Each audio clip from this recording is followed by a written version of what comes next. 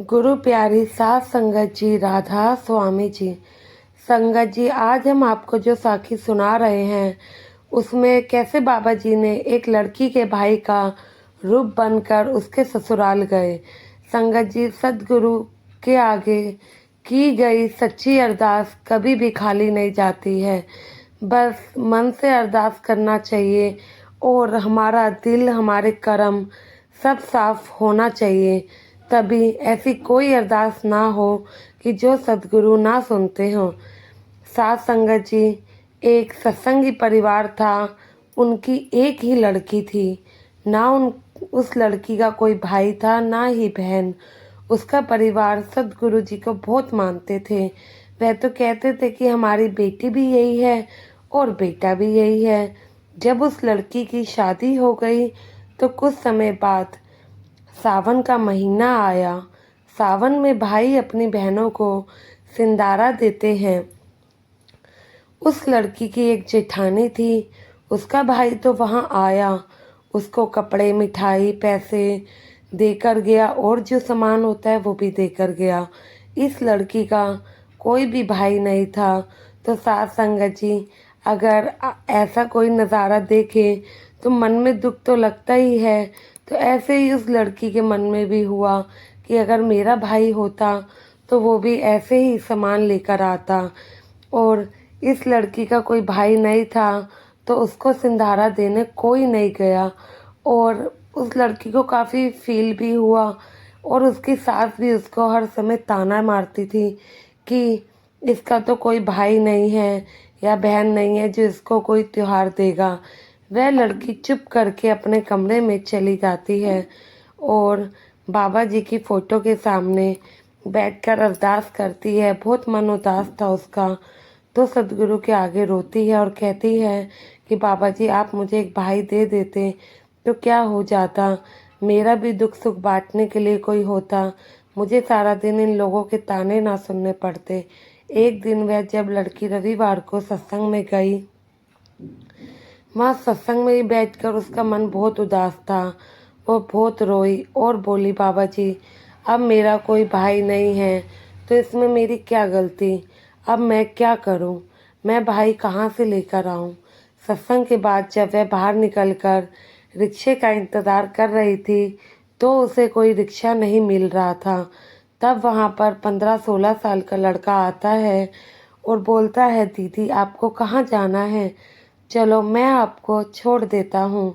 तो वह लड़की बोली, भाई तुम कौन हो और कहाँ पर रहते हो?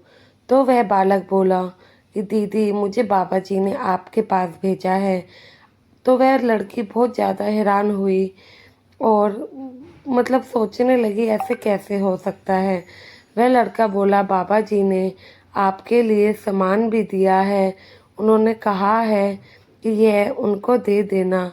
लड़का उसको स्कूटर पर लेकर उस लड़की के घर जाता है और उसने बैग में जो सामान रखा हुआ था वह लेकर वह लड़का उस लड़की के साथ उसके घर चला गया। वह लोग फर्स्ट फ्लोर पर रहते थे।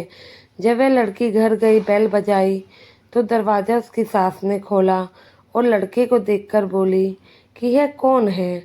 तो वह बोली कि यह मेरा भाई है। तो सास बोली, तू झूठ मत बोल, हमें पता है तेरा कोई भाई नहीं है, तू बिल्कुल अकेली है, तो कहाँ से इसको भाई बनाकर लाई है? तो लड़की ने उस लड़के को सोफे पर बिठाया। वह उसकी सास के बिल्कुल सामने बैठे थे। सास उसको बस देखती ही जा रही थी। इतने में लड़की उस लड़के के लिए पानी लेने गई। उसकी सास को उस बालक में बाबा जी दिखे। वह सत्संगी तो नहीं थी पर उस बच्चे को देखती ही जा रही थी और उसको बाबा जी के दर्शन होते हैं।